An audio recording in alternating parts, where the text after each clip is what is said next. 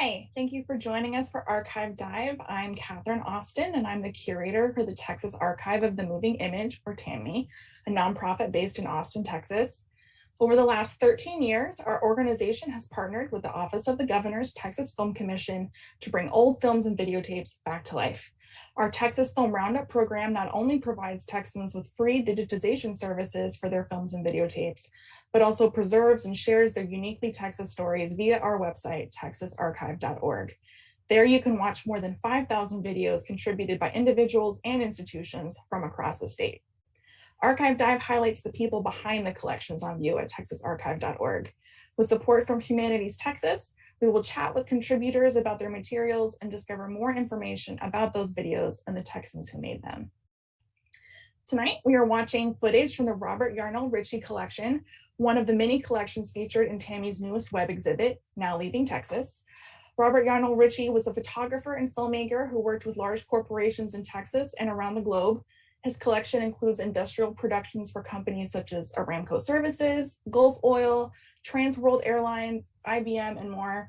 His son, Chip Richie, worked alongside his father before continuing the family tradition of filmmaking as the head of Richie Media Productions. We are talking to Chip via Zoom. Good evening, Chip. Good evening. Nice to be here. Thank you so much for joining us. And as a heads up for anyone in the audience who has questions for Chip during our conversation tonight, Team TAMI is monitoring the comments section. But before we get started with tonight's program, Chip, what can you tell us about the material you shared with TAMI for the Texas Film Roundup? Well, I had a large amount of prints that were just collecting dust in the garage. And many of them, of course, I'd seen as a child because whenever he made a new film, we'd bring it home and we'd project it down in our basement. The collection is quite diverse with most of his industrial films and then some of the films that we made together as well. So that's what we'll be looking at and talking about this evening. Right. And then how did your father become a freelance photographer and filmmaker? Well, let me say that Robert Richie was that strange combination of the ultimate salesman and a very creative artist.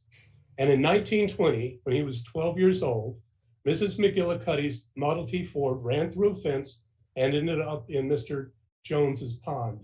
And he was there to take a picture of the fence and the car in the pond. And he got on the phone and he called the New York newspaper and said, "Hey, I've got this picture of Mrs. McGillicuddy's car in the pond.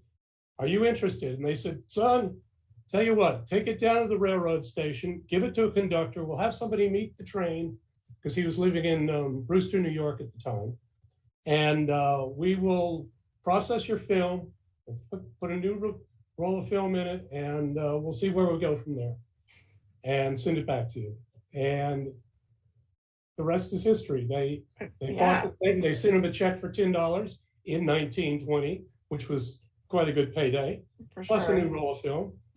And then it gets a little hazy there, but he got his pilot's license in the late 20s, and a friend of his owned property where they were going to build the George Washington Bridge across the Hudson. And his friend asked him to go up and take some aerial photographs of the property so that he could show just where the bridge was going to be and where the property was, because he knew it'd be valuable. And my father, not having an aerial camera, went into the aerial camera store, whose name I've forgotten for the moment, and said, "You know, I'm thinking about buying this camera and I'd like to try it out." And so they gave it to him and he went up, and it was a little cloudy and it was a little high and the pictures didn't come out right.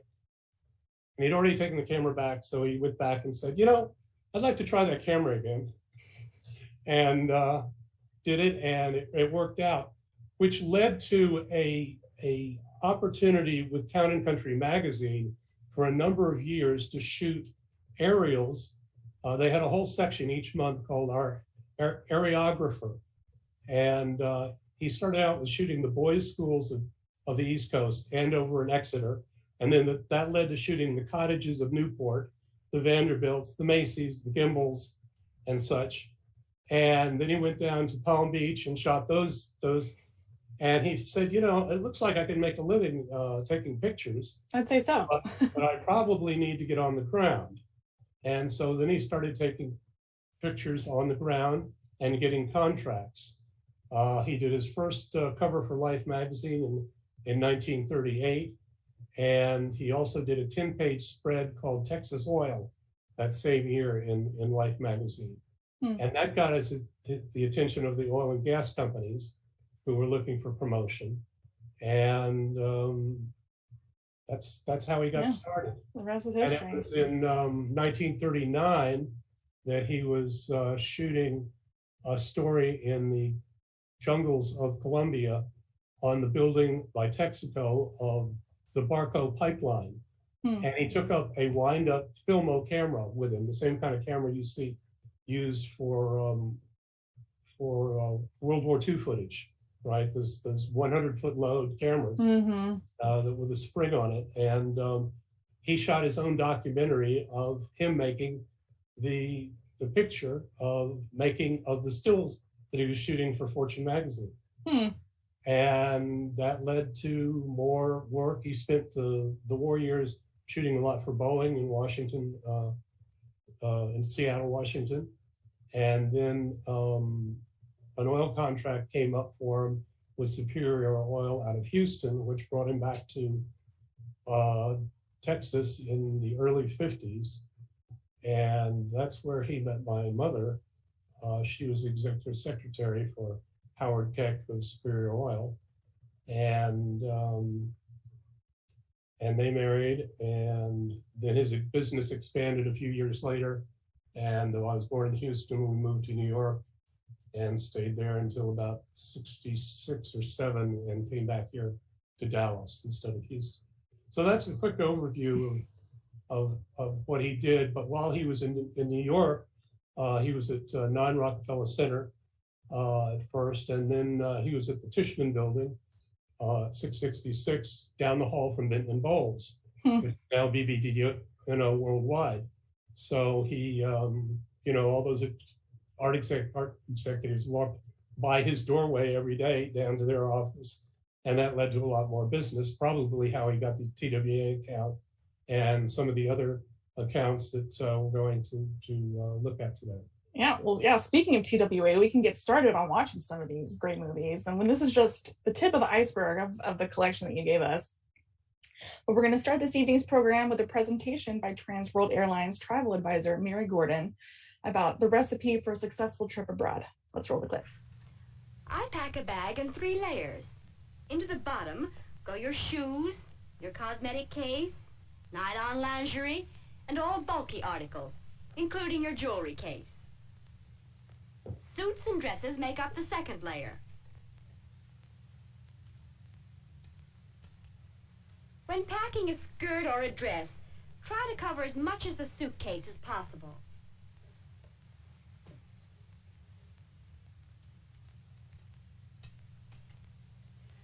For a full skirt, fold the extra material into triangular folds. Then, fold the bodice back across the skirt so that the fold comes at the waist. For a gathered skirt, let it fall into natural folds. Just like that.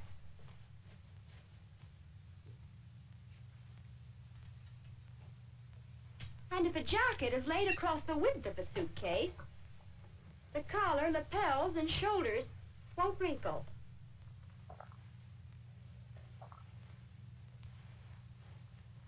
The 3rd layer is for the things that you need to get at easily. Your night things,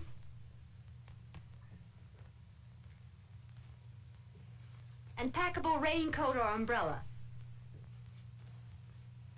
If you need a pair of shoes, you know exactly where they are. And the 2nd and 3rd layer of clothing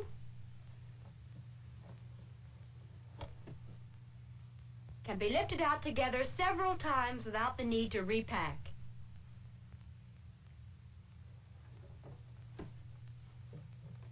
It's as simple as that.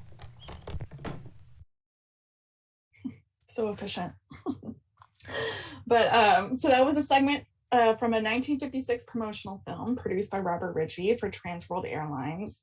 And Chip, would you say that this is like a decent example of the kind of films that your father was mostly producing, like industrial commercial films? It was corporate commercial films.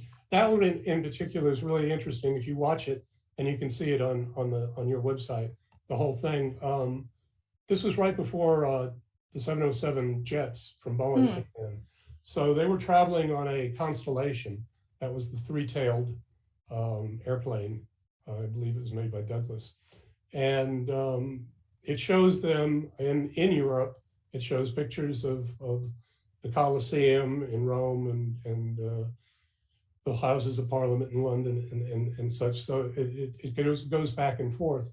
But I think it was interesting that, it was a new way for, we're talking, 11 years after World War II, right? So soldiers had come back from the war. They'd talked about the war, but they talked about all the cities they'd seen and the sights and the different types of things. And so the airlines were trying to encourage world travel. And TWA came up with this concept of having a travel advisor.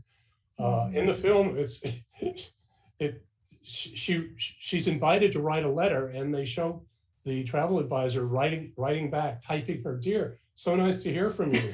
And it's really easy to travel. You just need a passport and a health card. And I love it that you can write to Mary Gordon for travel advice, or you can see her, because this is she's giving a presentation to a women's club, right, with a complete, with a projector and everything, and that's where she's showing them how to pack, and this seems so foreign nowadays.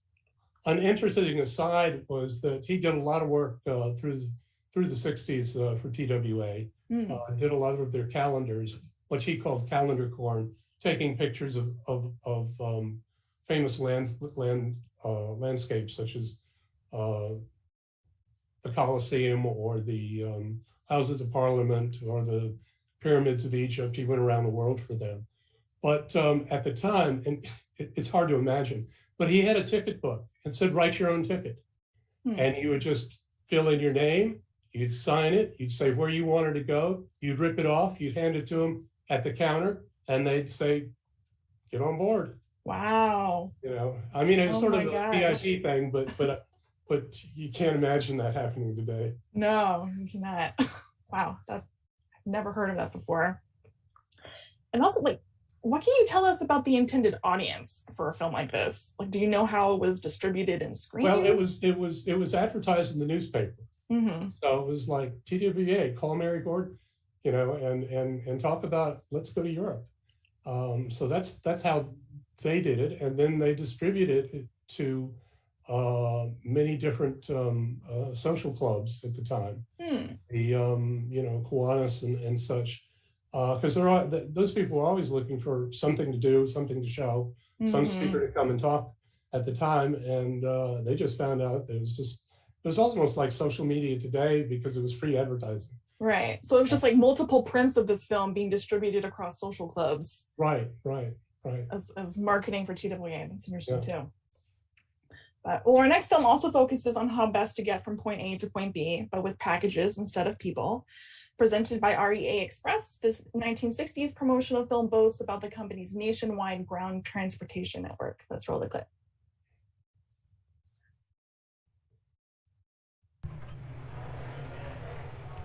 Car 7 calling dispatcher. Yeah, picked up Daly.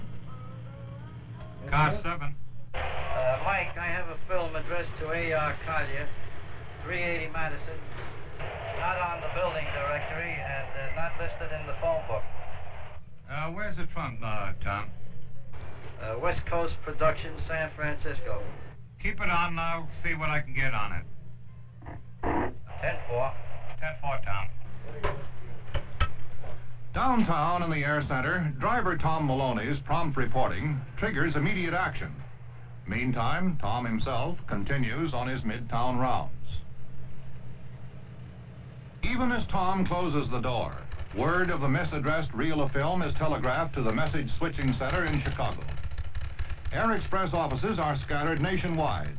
Yet through a private wire system, they all work together as if under one roof.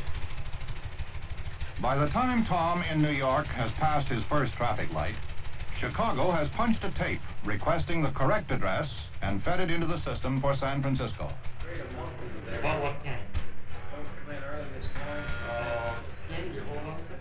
In air centers, the details of shipments are instantly available on manifest sheets, conveniently kept on file.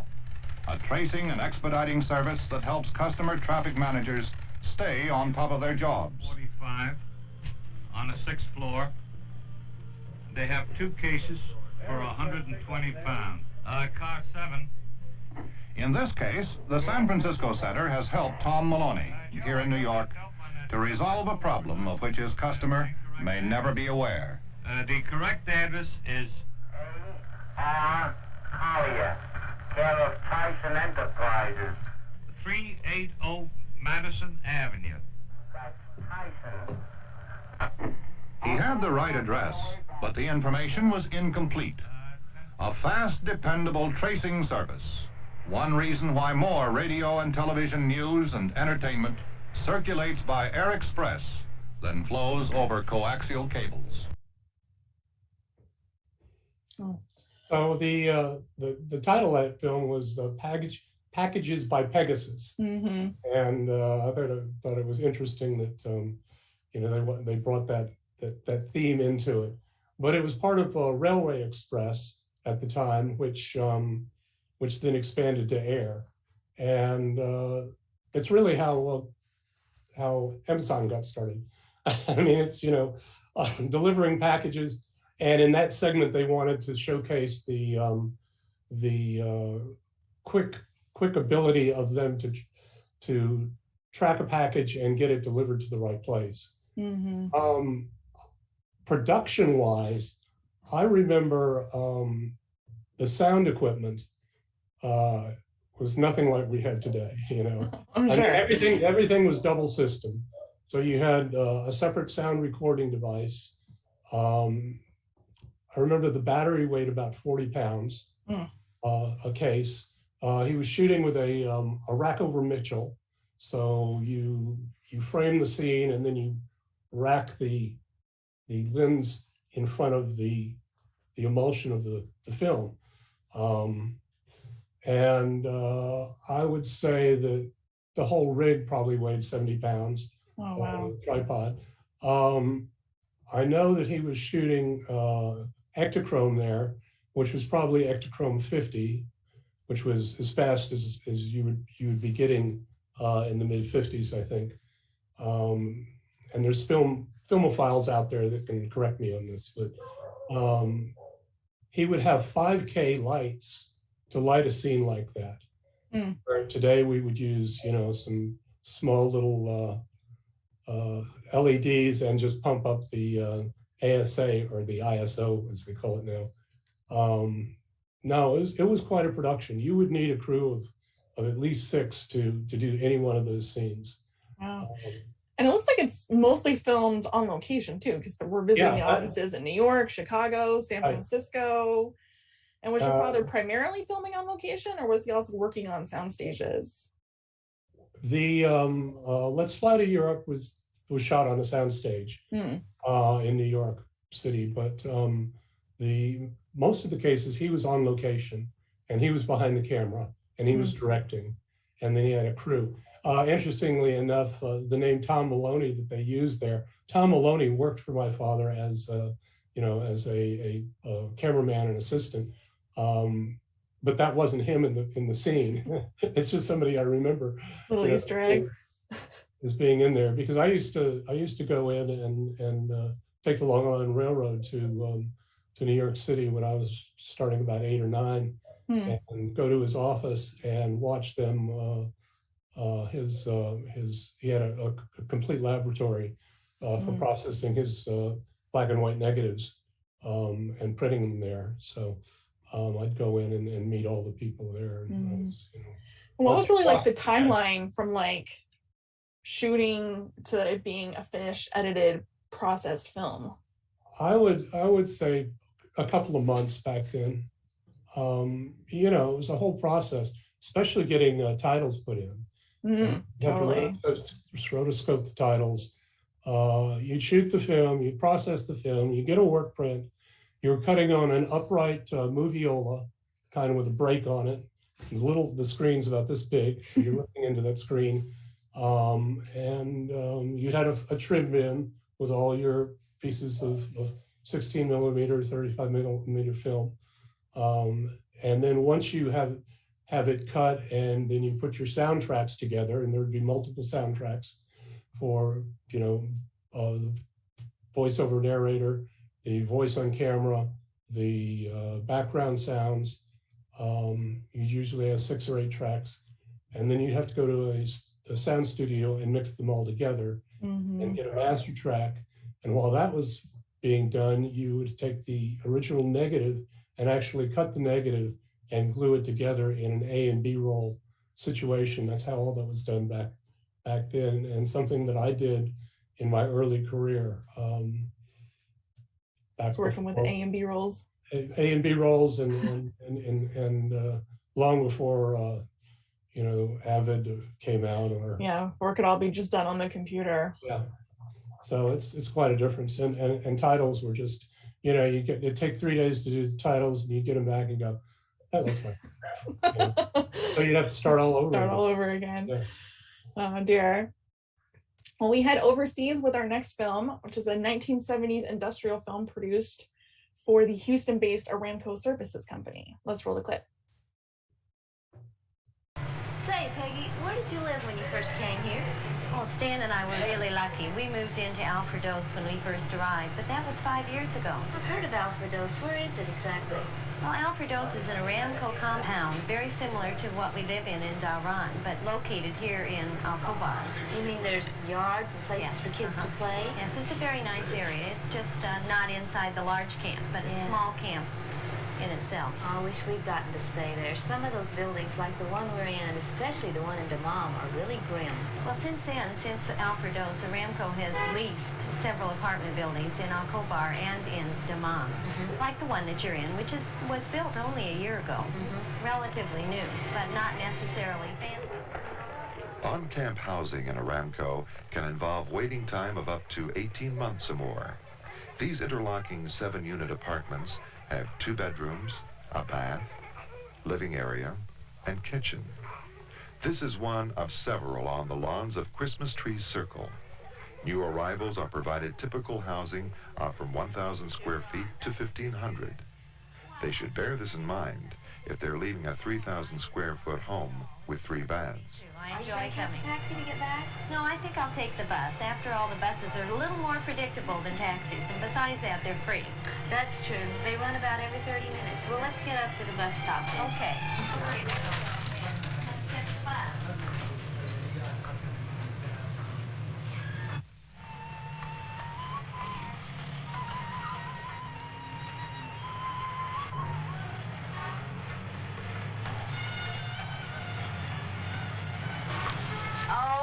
No. Should still have gave up? Yes, I think this is for you. Oh, yes. Thank you. Shukran, Jacinda. How does that stack up to Longview, Texas, Ann? Pretty good, thanks. Now we've really got to hurry. I was really interested to talk to you about this film because it's probably one of the most unique industrial films that TAMI's come across. Because, it's still very much about the company and the services it offers, but it's not directed at the labor force. It's not talking to sales representatives. It's not talking to potential business partners. It's talking to the spouses of Aramco employees, like preparing them for what they should expect upon relocating from Texas to Saudi Arabia for their spouse's job. And I was so excited to learn in our communication leading up to tonight that you were actually involved in this production and making this film. And what can you tell us about it? That was the first film I ever shot. Oh, really? Going right into the deep end. Right, going right into the deep end. I had shot scenes of other films in the past. When I was 16, we were shooting the jungles of Colombia for Gulf and Texaco building Putumayo pipeline, and I was loading 35 millimeter film holders, film magazines, as well as shooting some scenes every now and then, but most of the time my father was doing that. But I had been in film school, and this was in 1976. So, you know, they put a lot of money into, Aramco would put a lot of money into hiring people to go to Saudi Arabia and work for a year or 25 years, depends on how well they adapted. And, you know, the old saying, if mom ain't happy, nobody's happy. They really wanted to make sure that they gave a good impression of what it would be like for the wives of the employers to go and live in Saudi Arabia. And that's what the film was about. We found a family that was new to that. We shot them on the airplane, talking about it with their 2 young kids. And then we pretty much featured the female in different activities throughout the country. It was very interestingly challenging to be recording sound on the street in Iran with women that were not covered. And there were a lot of men that were pointing, and some were not real happy about it. And you really had to be careful back then. And you had to shut down when the prayer police came around, and they would make vendors close their doors for the hour of prayer. And so it was just, you know, a great experience. My father decided that he wanted to take his 2 sons, myself and my brother, on what they call the world tour, or the European tour. And so for 3 weeks before we got there, we traveled through Europe and then finally made it there. Now, in 1976, they didn't have the port facilities to handle all the new business that they were getting. And it was very hard to get cargo in there. And this was not something we were totally aware of. So we shipped all our gear from when we got to London directly to Saudi Arabia. And we got there and nobody could find it. And so we were there for about a week, both scouting locations and getting acclimated with our talent, but also holding our breath to saying, where is our equipment, and are we going to be able to yeah, really make this happen? My brother had been to a recording studio school, so he did the sound recording on that. And I shot it, my father directed it. And then I came home and was assistant editor because I knew the film so well. But it was quite daunting to shoot, I guess, about 8,000 or 10,000 feet of film. Oh, wow. Over a 3-week period, and not know whether anything came out or not. And as you can see, that film was terribly, terribly faded. You know, the earlier films that you looked at were shot in Ektachrome, and that was shot in the new OC, regional color negative. And it fades horribly. It's just it's just really a shame. I remember when the 25th anniversary of Star Wars came out, and I went to see it, and I'm going, wow, this is really faded. And this is a Hollywood film that's been taken care of, like, you know, like it was gold. So I've seen the same thing in many of the films that I've shot over the years. Yeah, that pink footage is always a dead giveaway of around when it was made. Yes, indeed. But you know, it was very exciting to do that. We continued our trip on around the world. He had friends in Singapore that we stayed with, and then came on back and made it back to Texas for Thanksgiving. So. Well, we have a follow-up question from Michael Mackey, who's watching, who wanted to know, like, did you get any sense back from Aramco about the impact that the film had? Did you get any sort of response? They you know, we came up with the name Challenge by Choice, and they continued to use that for decades. You know, they were very pleased with it. They said it was very effective. They said it really showed the reality of it. It was, you know, we arranged to, living in Saudi Arabia, in 1952, the king's, I believe his heir, their first son, was killed in a car wreck because he was drunk. And King Abdulaziz ibn Saud at the time outlawed the use of alcohol, which was part of the Quran as well anyway. So to make the people at Aramco on the Aramco base camps, which were like military base camps, really. That's what they were designed after. And of course, many of the people that worked there had been in the Army or Navy or Armed Forces as well, just as engineers and things. They, the Aramco Services provided stills for everybody, that you would make your own liquor. And they provided instructions for it. And so when you go to somebody's house, you'd be offered white or brown.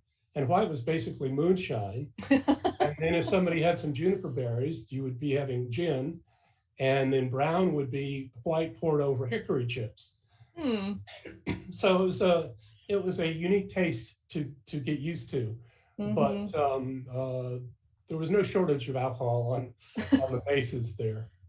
A bunch of engineers, they're going to be enterprising. They are going to be very you know, Saudi Arabia has very strict laws about theft and other things. And at the time, they would have public beheadings, and as well as if you stole, your hand might be chopped off. And at the time, they would display these gruesome things on the gates to discourage any sort of activity like that. Also, we arranged for a party scene where the Americans were interacting with Saudi women, and the Saudi women dressed in these very frilly, almost costume-esque type clothing. And I found that just you know, interesting because I'd never been exposed to anything like that before. In the next clip that you're going to show, which again takes us back to Saudi Arabia, I'll say that we were fortunate to travel first class, and when we were leaving Jeddah, there was a woman totally robed, and as soon as the plane took off, she went into the bathroom at the front of the plane and came out dressed in Chanel. So she was, you know, she was ready to get to Geneva and get out of that costume that she was required to wear. Yeah, well, it's perfect. You set up the transition perfectly there, Chip. So yeah, we are sticking around in Saudi Arabia with our next film, which is a 1980 industrial film produced for Owens Corning Fiberglass that chronicles the design and construction of a dedicated airport terminal for Muslims taking part in the Hajj. Let's roll the clip. Right. Let me just add. It's the Hajj tent terminal. It's the largest covered structure in the world, and we made 2 trips there. One when they were first building it, because they erected it on the ground, and then we came back a year later when they raised it, and the first Hajis came in. Wow. And Hajis were people on Hajj going to Mecca as part of their pilgrimage. And it was quite fascinating. So go ahead. Yeah, we're gonna see the raising, and it's quite extraordinary. Right. But let's roll the clip. Now the first of the Hajj terminal's 10 roof modules is ready to be raised. It is an historical occasion, and representatives of the architects, engineers, the contractor, and the consultants are all on hand to witness it. Last-minute preparations are made, communications tested. Everything is go, and the raising begins. 3, 2, 1, all start.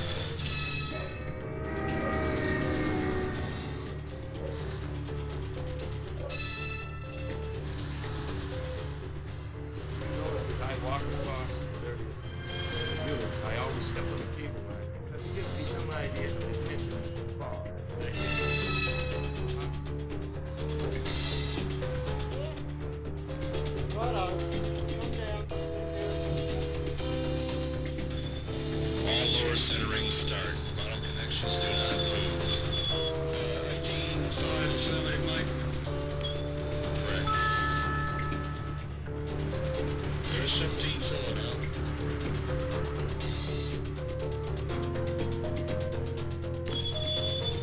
Continue to hoist your shooting toward 18.5. I think we'll probably look at it at 18.0. Okay, elevation 17.5. 21 winches working simultaneously raise the individual fabric sections to a predetermined height, which is just short of docking.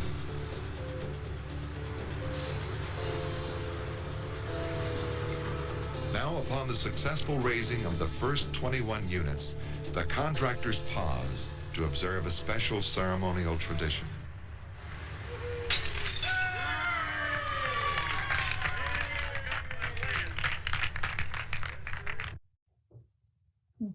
I just love that wide shot of the roof, and you just see this like very small silhouette of a person walking across. Right. It was really exciting opportunity. The pylons were built in Sioux, Japan, and so we took the high-speed train from Tokyo way out to the coast and shot the making of the pylons, and then the cables were woven in Bourg-en-Bresse, France, and then it was all assembled. The fiberglass was made in the eastern United States at the Owens Corning facilities there, and it was all assembled as a giant erector set in Saudi Arabia.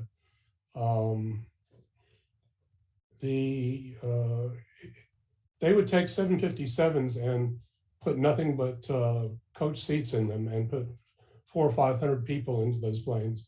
And the idea was the structure was built by or was designed by Skidmore, Owings and Merrill, and the idea was to invoke the tints of the history of Saudi Arabia there. Excuse me. And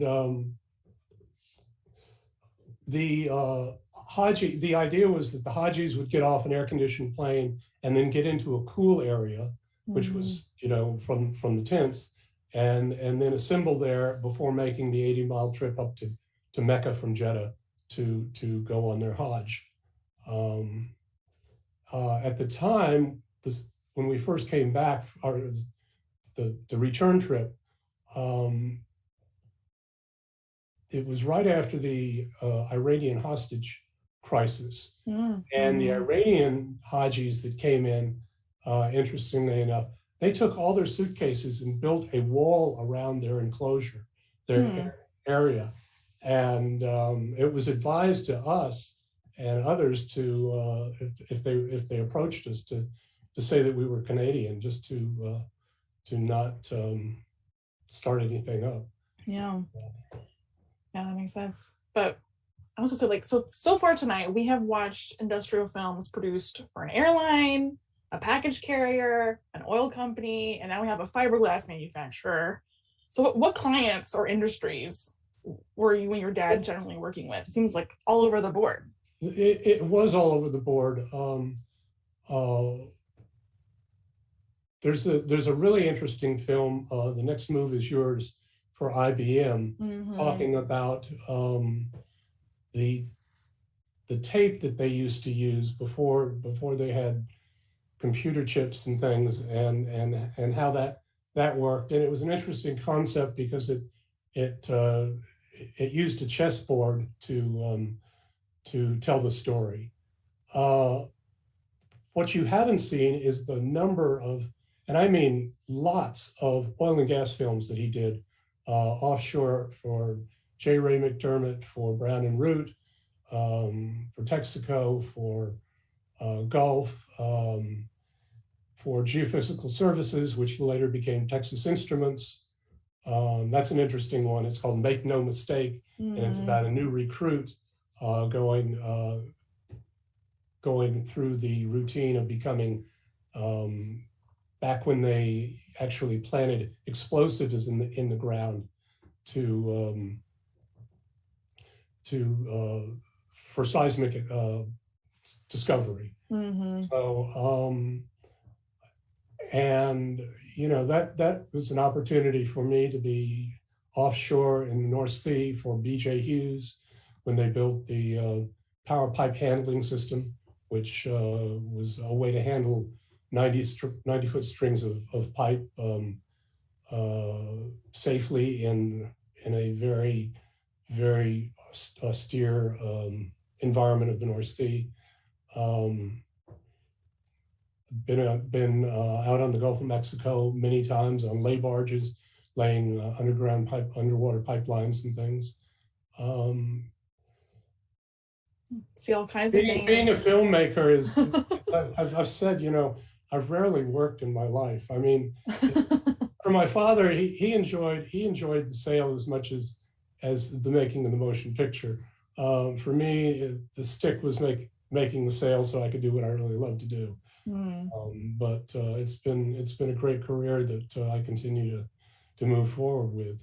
Yeah. I was going to say, speaking of clients, you mentioned earlier in our earlier communication that you had a story to share about a film that you and your father worked on for the American Association of Railroads. Right, and just a aside, what brought me to that was I remember him coming home and saying, Chet Huntley is such a pro because he narrated that film, but he also narrated the one that you showed, Packages for Pegasus. Oh yeah.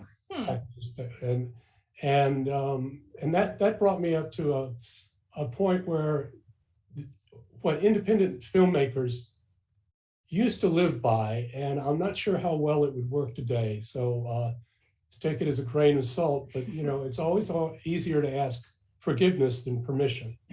And I first learned that when I was about 12, and I think we had flown to Cleveland, and we had parked on the ramp going onto a bridge over that went over a railroad yard and then on over a river.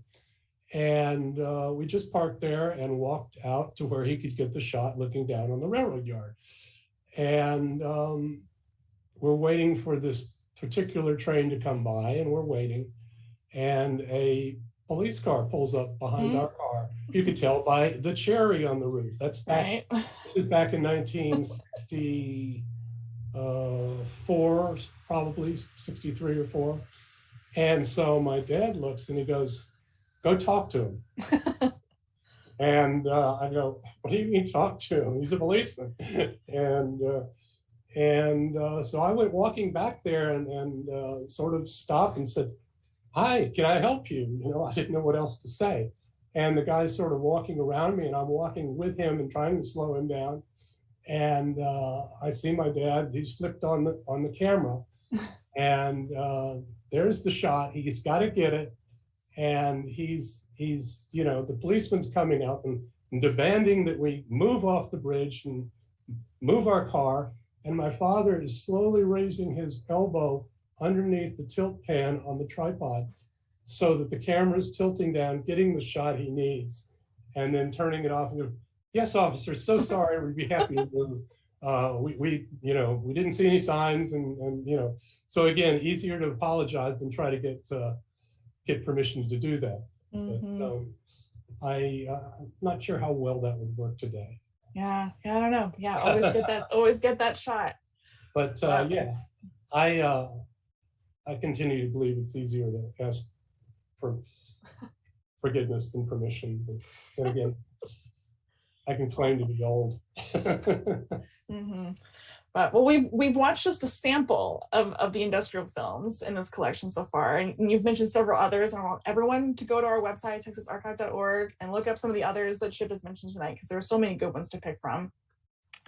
But the Richie Collection is more than just you and your father's professional work. It also includes your home movies. And our next film captures a family vacation to Veradero, Cuba. Let's roll the clip.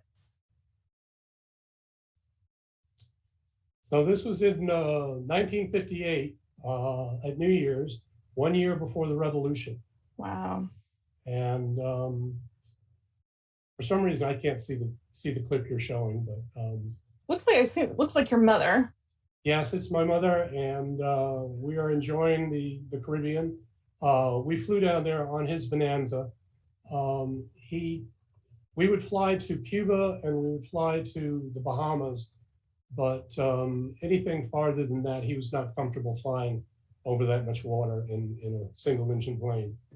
But I remember we always had a life raft in the back of the plane. But as you can see, my eyes always know where the camera is. I taught from a very early age to always be looking for a camera and smiling appropriately. I don't know if we come to the shots where I'm on the burro or not. Yeah, you're on a horse. But notice my matching cabana outfit, the pants and the shirt are matched. And then great star hat on. And you can see I was a real towhead back then.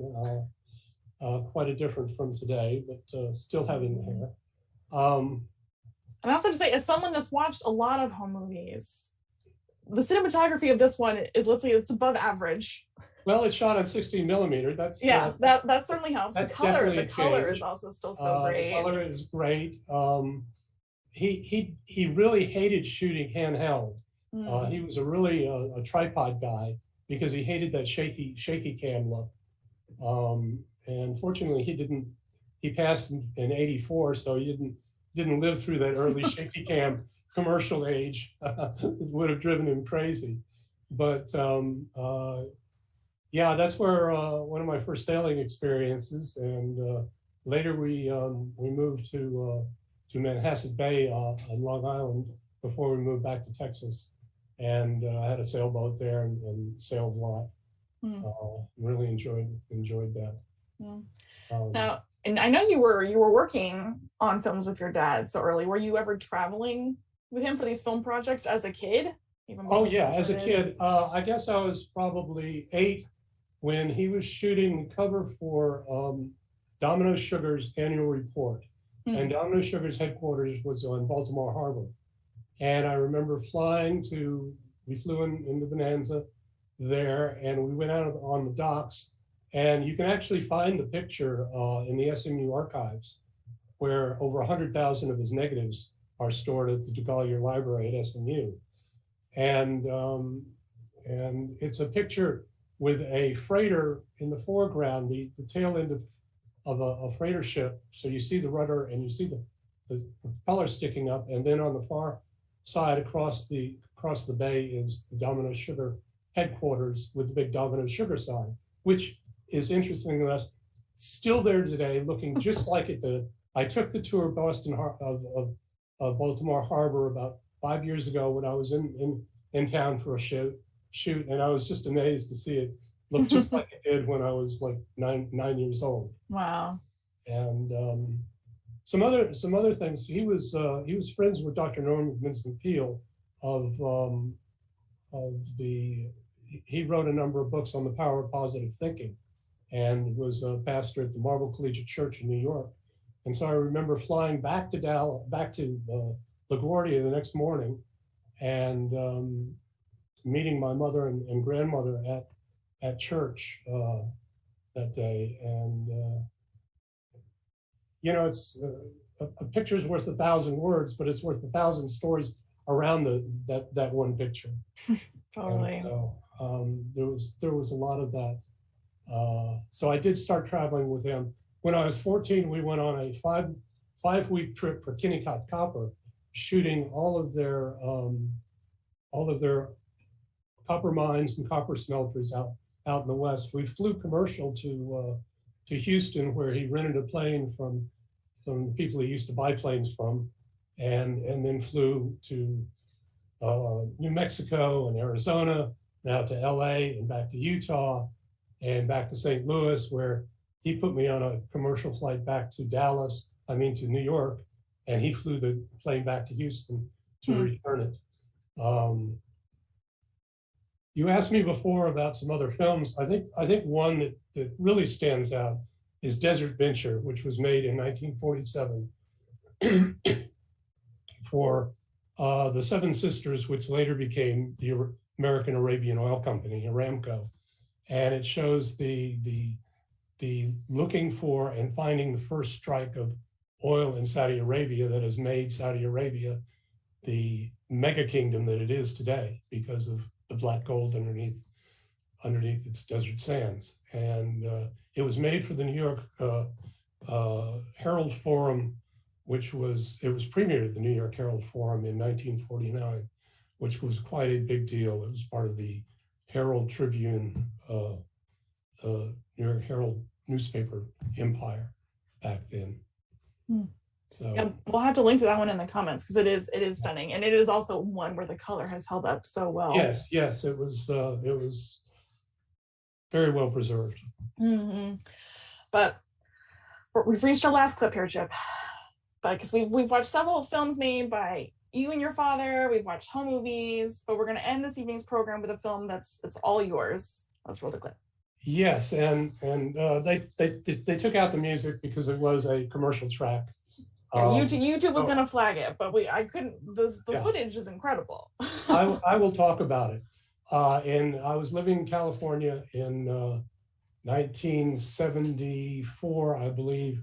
It was the coming Summer Olympics in, I believe, Montreal. And this wild-eyed Canadian showed up in this really cool GMC camper van that they had made. I wish they still made them. They were just gorgeous.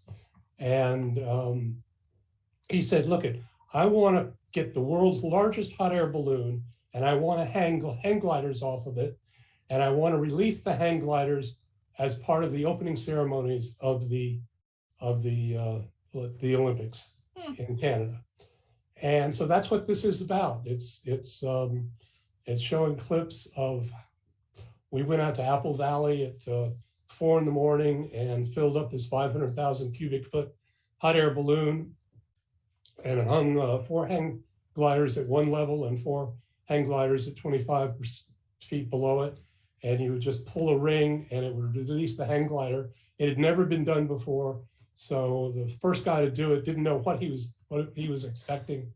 But he had to get airspeed. So immediately the hang glider just dives down and then it takes off, and they all circled in a circle around to land. And a close friend of mine was a hang glider builder and sail maker that was involved in this. And there's one shot there of 2 people getting in a hang glider.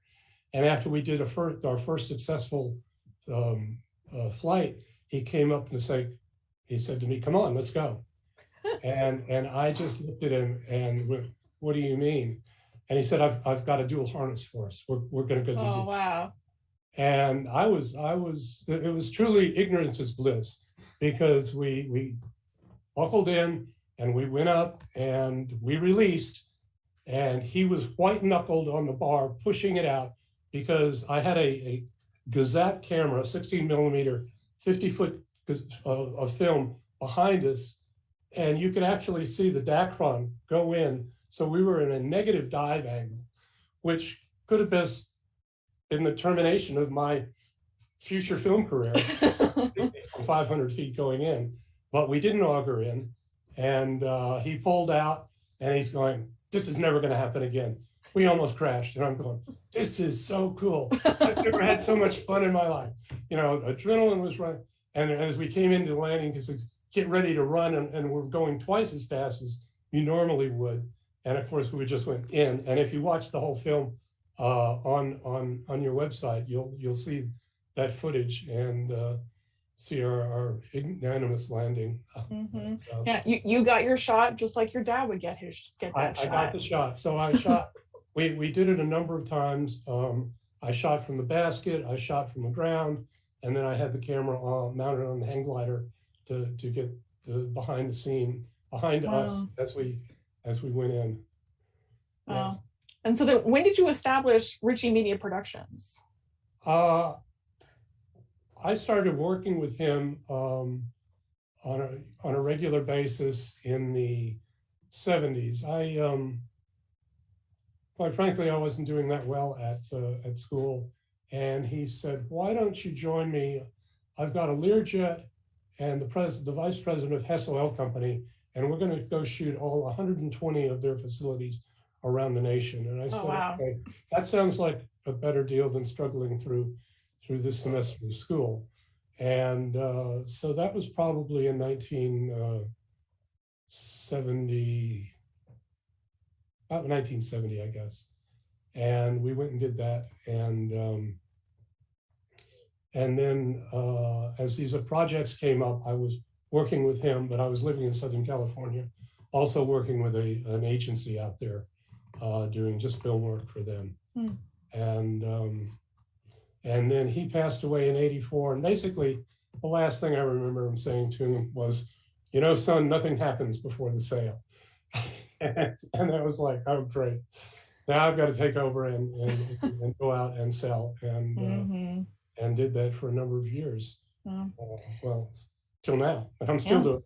You're still doing it, yeah. How do you think the industry changed between your dad's generation and yours? Well, I mean, from film to videotape was totally different. Right. So in the early 80s, three-quarter video came in, and large corporations thought, oh, we don't need to hire some independent film company to make our films.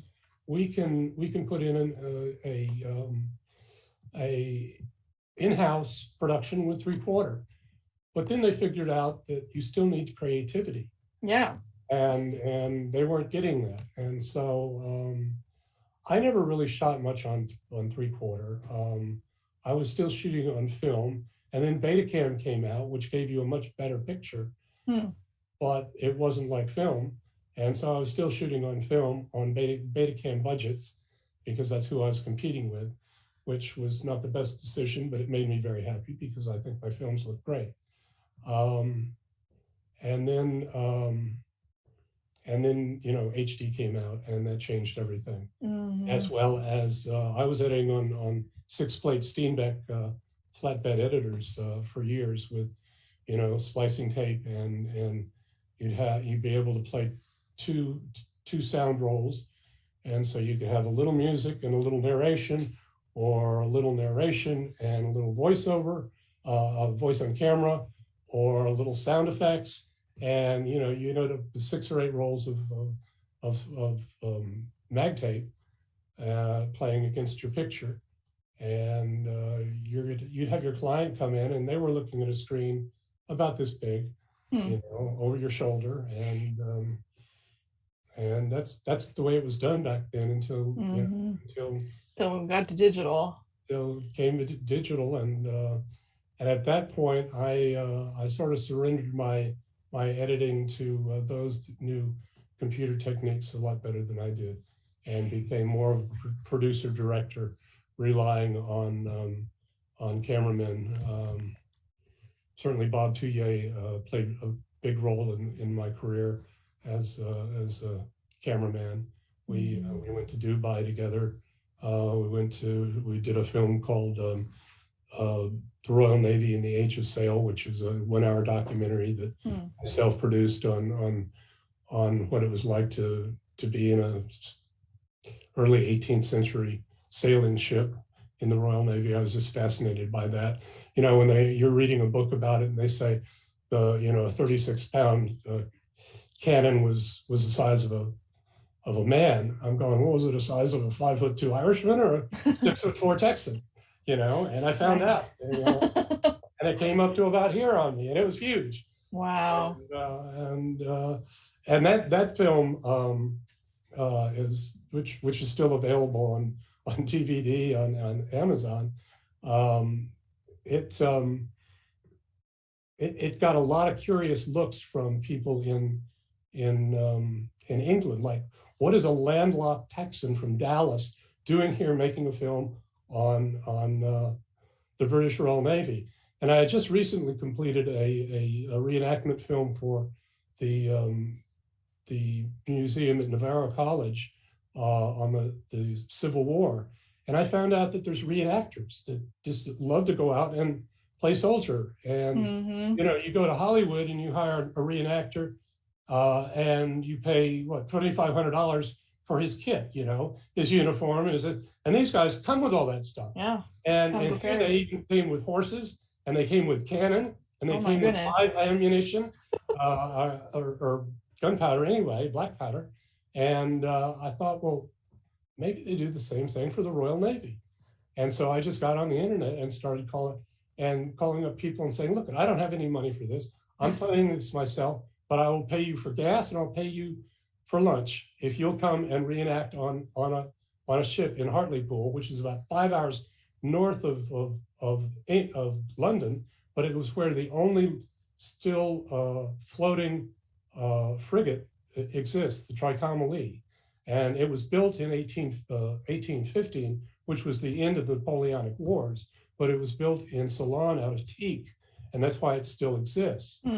But because all the oak had been used for in England during the Napoleonic Wars, building all those ships. So it was yeah, it's that can-do independent Texas filmmaker, and it was just make it work. Yeah, my wife and my CPR, not CPR,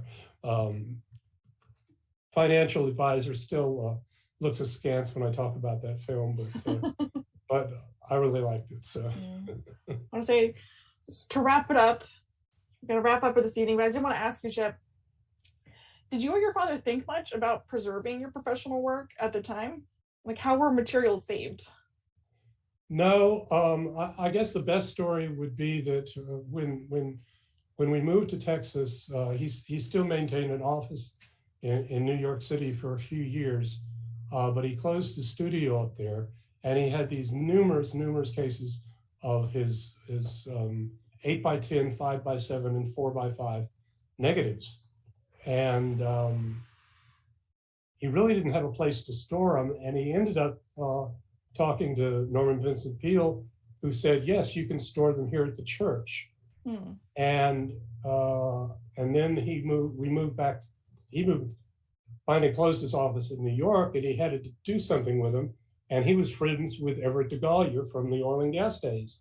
Everett DeGolyer owned what is now the Arboretum in Dallas, right? And he had the DeGolyer Library at SMU. And so they sort of did a handshake deal of, hey, I'll move these negatives for you, and you give them to the library, and we'll preserve them. And that's what happened to them. As far as the films were concerned, they piled up in the garage, and that's when I finally heard from our good friends Don Stokes about Texas Archives and the transfer processes that you would do, and decided that, you know, this should be preserved, and let's take them to you and get them preserved. And I've got to be very thankful for all the work that you guys do, and the culmination, the accumulation of films that you are getting from Texas producers. I think it's just terrific. And now you'll be getting mostly HD video, which will look really great. It won't look like some of this old stuff, but well, I feel like your films held up pretty well considering they were stored in a garage. We know how garages in Texas can get. So yeah, and that was from 16mm prints that these were made from. I still have a lot of OCN from some of my films in my storage area here that have been kept cool, but I know it's faded. It's, you know, it's like Star Wars is faded. So yeah, well, and especially with the tape, you know, the tape even more so than the film, that it's gonna disintegrate that much quicker. Right. And like, what value do you see in preserving commercial and industrial film specifically? Well, as Satyanana said, if you don't remember your past, you're doomed to repeat it. And I think that's so important today. I mean, this idea of you know, totally forgetting what we've learned and starting over again, and we're just going to repeat mistakes that we've made in the past. What is interesting is if you look at from some of the films that you have of his, the very beginning has like a 2-minute title segment, and it's got this big roaring music. And I'm going, well, this was taken right out of Hollywood. That's the way Hollywood films started. It started with the title and the director and the actors. And that's the way his early films from the early 50s started, with this big music and all the people that were involved in making the film. And, you know, to watch a 2-minute film, total film today is like, wow, this is really long. And, you know, these films were 20 and 30 minutes long, and the title sequence was 2 minutes long. And then they'd repeat it at the end as well. So just seeing how that's changed is, I think is very informative for everybody. And I think it's really important to the work that you do, and very grateful that I could be a part of it and a part of your evening show tonight. Oh, of course. No, thank you, Chip. We're so grateful that you shared your collection with us and our audience as a contributor to the Texas Film Roundup program. And it really was a special privilege to talk to you about a few of your materials tonight. I've really enjoyed watching this collection, and I've learned so much that I didn't know already about it. But folks can watch more archival footage of Texans Abroad with TAMI's newest web exhibit, Now Leaving Texas. You can find the link to the exhibit on our website, texasarchive.org. I'm sure we'll also share it in the chat below. And if you enjoyed learning about these films, please consider sending us a tip. We take donations via texasarchive.org/support-us, or you can text Texas Archive to 44321. Archive Dive is made possible in part with a grant from Humanities Texas, the state affiliate of the National Endowment for the Humanities. Thank you so much again, Chip, and good night, everybody. Good night, and thanks for watching.